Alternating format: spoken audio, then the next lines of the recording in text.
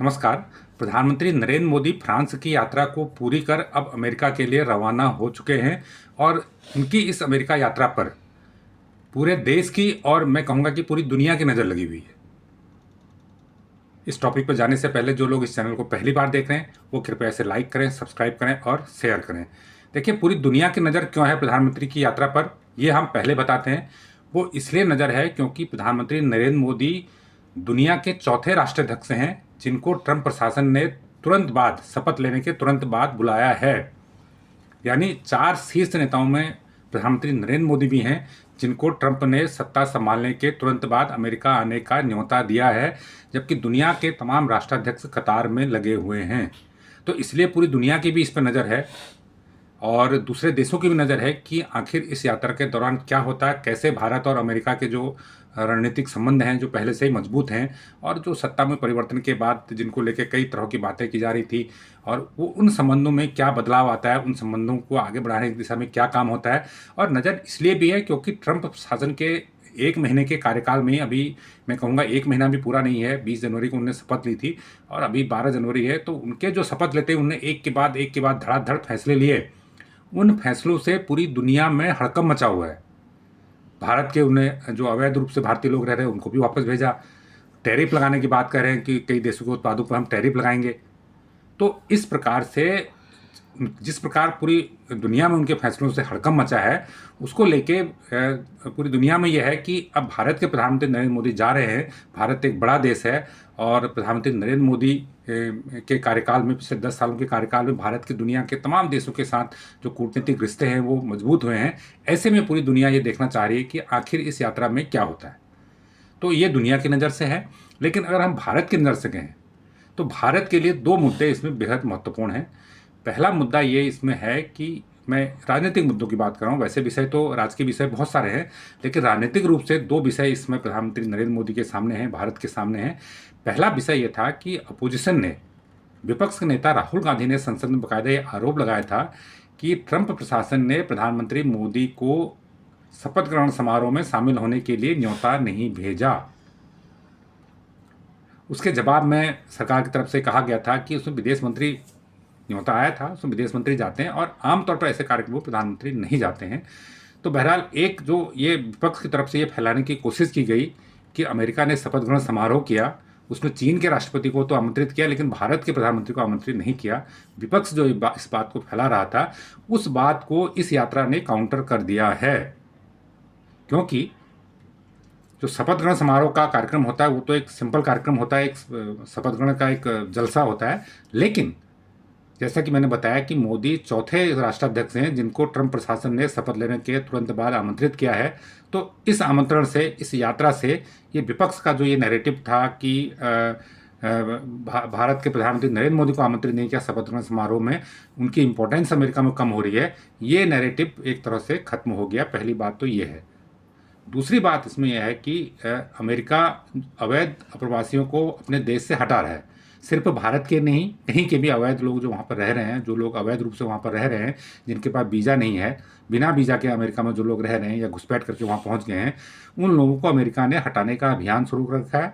और भारत के भी काफ़ी संख्या में लोग वहाँ पर हैं, संख्या बताई जा रही है कि 18,000 के करीब है, और उनमें से 104 लोगों को पहले अमेरिका वहाँ से निर्वासित भी कर चुका है, वो लोग भारत आ चुके हैं।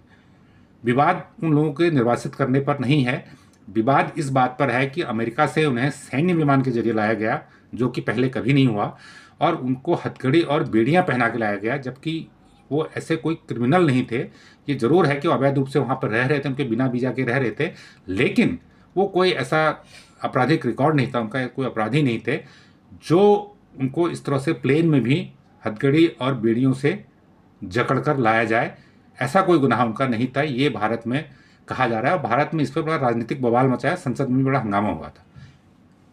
तो जब हंगामा हुआ था तो भारत ने ये कहा था, भारत की तरफ से कहा गया था, इस मुद्दे को हमने अमेरिका के सामने उठाया भी है और आगे ज़रूरत पड़ी तो उठाएंगे, ये सुनिश्चित करेंगे कि जो हमारे अवैध रूप से आप्रवासी नागरिक वहाँ पर रह रहे हैं वो उनको वापस भेजा जाए। इसमें कोई हर्ज नहीं है, भारत उसमें सहयोग करेगा अगर वो हमारे नागरिक पाए जाते हैं, क्योंकि इसकी प्रक्रिया यह है कि अमेरिका लिस्ट भेजता है नागरिकों की और भारत सरकार उसकी जांच करती है, पुष्टि करती है। जब इस बात की पुष्टि हो जाती है कि वो भारतीय सिटीजन है तो यहाँ से हरी झंडी मिलती है भारत से, फिर उनको वहाँ से पोर्ट किया जाता है।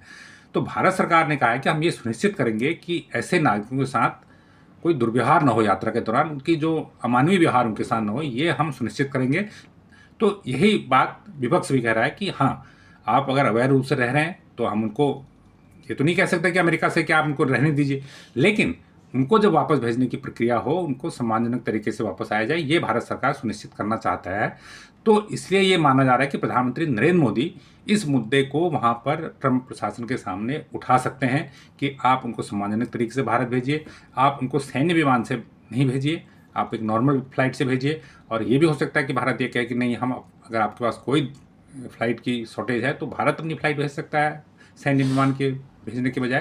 तो ये भी एक ऑफर जा सकता है। तो ये बात उस दौरान प्रधानमंत्री नरेंद्र मोदी अमेरिका के सामने उठा सकते हैं। और मुझे और ऐसा माना जा रहा है कि बाकायदा वो अमेरिका से इस बारे में एक आधिकारिक एक वादा है उससे चाहेंगे, एक उससे कन्फर्मेशन चाहेंगे कि हाँ, आगे से ऐसा नहीं होगा। क्योंकि इस यात्रा पर अपोजिशन की भी नज़र लगी है और भारतीय लोगों की भी नज़र लगी है जो अपोजिशन के निशाने पर भारत हैं। अगर इस यात्रा के दौरान इस मुद्दे पर बात नहीं होती है तो इसका एक देश के भीतर एक नई इसमें नया विवाद खड़ा हो जाएगा, एक नए सिरे से विपक्ष इस पर राजनीति करने लग जाएगा। तो ये दो मुद्दे तो राजनीतिक हैं जिन पर पूरे देश की नज़र लगी है कि एक कैसे मोदी ने राजनीतिक नैरेटिव को ख़त्म किया कि उनको इनवाइट नहीं किया गया, उनको तरजीह अमेरिका नहीं दे रहा है। दूसरा कि जो हमारे नागरिक वापस आ रहे हैं उनके साथ अमानवीय व्यवहार ना हो। लेकिन तीसरा इस जो यात्रा का सबसे महत्वपूर्ण उद्देश्य है वो ये है कि ट्रंप प्रशासन अपना कामकाज शुरू करने जा रहा है। हालांकि अभी उसने भारत को लेकर अपना नीति या रीति कोई नई अभी कोई सोची तो नहीं है, लेकिन इस यात्रा से दोनों नेताओं के जो पुराने संबंध हैं और उन संबंधों को रिकॉल किया जा सकता है। प्रधानमंत्री मोदी पिछले 10 सालों में करीब ये 10वीं यात्रा है उनकी अमेरिका की, और सबसे ज़्यादा लंबी ज़्यादा यात्राएं उन्होंने अमेरिका की हैं। मनमोहन सिंह 8 बार गए थे, वो भी 10 साल प्रधानमंत्री रहे थे। तो मोदी की ये 10वीं यात्रा है। और अगर ट्रंप से मुलाकात की बात करें तो इस दौरान जो ट्रंप से उनकी मुलाकात होगी ये 8वीं मुलाकात होगी। पिछले कार्यकाल 4 साल के कार्यकाल के दौरान उनकी मुलाकातें हुई थी, और ये उनकी ट्रंप से जो 1-to-1 मुलाकात होगी 8वीं मुलाकात होगी अलग अलग मौक़ों पर। इसमें अमेरिका यात्रा के दौरान हुई मुलाकातें भी शामिल हैं। तो ऐसे में अगले 4 साल ट्रंप प्रशासन की रूपरेखा क्या होगी, इस पर इस यात्रा के दौरान चर्चा होगी, बातचीत होगी। और भारत चाहेगा कि जो भी नीति तय हो उसमें भारत का भी हित सुरक्षित रहे और अमेरिका अपना हित तो सुरक्षित रखेगा ही। चौथा जो विषय है वो ये है कि अमेरिका इस समय कई देशों पर टैरिफ लगा रहा है जिनके उत्पाद अमेरिका में जाते हैं। अमेरिका का ये कहना है कि हमारे उत्पादों पर, अमेरिका के उत्पादों पर भारत समेत कई देश ज़्यादा टैक्स लगाते हैं और हम उनके उत्पादों पर यहाँ पर कम टैक्स लगाते हैं। तो ऐसे में व्यापार घाटा बढ़ रहा है। तो इसलिए इसमें 2 ऑप्शन हैं, या तो भारत भी टैक्स कम कर दे उन उत्पादों पर जो अमेरिका से आ रहे हैं, अमेरिका के उत्पादों पर। और जो इस बार बजट पेश हुआ था उसमें भारत ने कई ऐसे उत्पादों पर टैक्स कम किया था जिनसे अमेरिका को नाराज़गी थी। तो भारत ने कुछ प्रयास किए भी, हो सकता है कुछ आगे भी करे, और एक जो व्यापार को बढ़ाने का रास्ता निकालना है इसमें। तो इस पर एक चर्चा होगी कि कैसे जो टैक्सों में दोनों देशों के बीच व्यापार हो रहा है उसमें टैक्स में कैसे समानता लाई जाए ताकि इसमें कम ज़्यादा टैरिफ का इशू न रहे और दोनों देशों के बीच जो व्यापार है वो आगे बढ़े और जैसे पहले चलता रहे बल्कि आगे बढ़े। 5वां विषय ये है कि ट्रंप चाहते हैं कि भारत अमेरिका से ज़्यादा हथियार खरीदे। देखिए, अमेरिका जैसे जो बड़े देश हैं, रशिया जैसे बड़े देश हैं, ये हथियार बेच के अपनी इकोनॉमी को मजबूत करते हैं और वो चाहते हैं कि लगातार भारत उनसे और हथियार खरीदे, क्योंकि अमेरिका से जो अभी विदेशी खरीद होती है, अमेरिका से भी काफ़ी खरीद होती है, रशिया से भी भारत कर रहा है, इजराइल से भी करता है, फ्रांस से भी करता है, अलग अलग देशों से करता है। तो ट्रंप का दबाव है कि ज़्यादा हथियार खरीदे। तो ज़्यादा तो अब इस पर कैसे इस मुद्दे को भारत एड्रेस करेगा, लेकिन इसमें एक रास्ता भारत का ये निकलता है कि भारत बहुत सारी टेक्नोलॉजी ऐसी है अमेरिका के पास जो भारत के पास नहीं है और भारत को उसकी ज़रूरत है। तो ऐसे में भारत लगातार ये प्रयास कर रहा है कि वो उन देशों की कंपनियां भारत में आकर उसका निर्माण करें। जैसे एक मल्टी रोल मीडियम रेंज का भी एक फाइटर प्लेन बनना है, उस पर भी यही फार्मूला है कि जिस कंपनी को भी कॉन्ट्रैक्ट दिया जाएगा मान लो 100-125 विमान खरीदे जाएंगे, तो वो कंपनी भारत में कारखाना लगाएगी और भारत में उसका निर्माण करे। अमेरिका की बोइंग और लॉकहीड मार्टिन जैसी कंपनियां भी उसमें दौड़ में शामिल हैं, स्वीडन की कंपनी भी दौड़ में शामिल है, रसिया की कंपनियां भी हैं। तो इस तरह से एक एंट्री दी जा सकती है। और बहुत सारी टेक्नोलॉजी ऐसी हैं जहाँ पर जो हम आयात करते हैं तो अमेरिका का उस पर दबाव रहेगा कि उनसे हथियार ज़्यादा खरीदें। तो मुझे लगता है कि इस समय भारत जो रक्षा खरीद है बहुत ज़्यादा तो नहीं कर रहा है, बहुत सारी चीज़ें डोमेस्टिकली अपना उसका प्रोडक्शन कर रहा है। लेकिन जो हाई एंड टेक्नोलॉजी हैं, जो डिफेंस की, खासकर फाइटर प्लेन हैं, अत्याधुनिक रडार हैं, या और बहुत सारी टेक्नोलॉजी हैं जो कि कॉमन मैन समझ नहीं पाता है लेकिन जो युद्ध के काम में आती हैं, तो उन तकनीकों को इस शर्त पर अमेरिका से खरीद सकता है कि कंपनी भारत में आके उनका निर्माण करेगी। तो ये एक भारत की तरफ से शर्त हो सकती है। अमेरिका का जो प्रस्ताव है कि ज़्यादा हमसे खरीदो, तो भारत कहेगा हमें हाँ खरीदने में कोई दिक्कत नहीं है, लेकिन आपको हम यहाँ से बना बनाया नहीं लेंगे, आपकी कंपनी को भारत में आके उनका निर्माण करना होगा। पांचवा जो मुद्दा है कि भारत को जो जी इंजनों की आपूर्ति है अभी भी नहीं हो पा रही है। 32 जी इंजन पिछले साल 2024 में सप्लाई होने चाहिए थे, 2 सिर्फ सप्लाई हुए हैं, और 99 इंजनों का एक करार हुआ था 2023 में। तो पिछले एक साल में 32 मिलने थे, 2 मिले हैं। तो इससे क्या हुआ कि जो तेजस विमान में इंजन लगते हैं, तेजस विमान का स्ट्रक्चर बन के तैयार है, उसके लिए इंजन नहीं है। तो इससे क्या हुआ, तेजस को जो 83 विमानों की आपूर्ति वायुसेना को करनी थी उसमें काफ़ी विलंब हो गया है, काफ़ी देरी हो गई है। तो इस मुद्दे को भी प्रधानमंत्री नरेंद्र मोदी अमेरिका के सामने उठा सकते हैं। लेकिन ये F404 इंजन है। लेकिन जब पिछली बार प्रधानमंत्री एक साल पहले 2023 में अमेरिका गए थे, उस समय भी एक करार हुआ था बाइडेन प्रशासन के साथ कि G414 इंजन का निर्माण टेक्नोलॉजी ट्रांसफर के जरिए भारत में करेगा।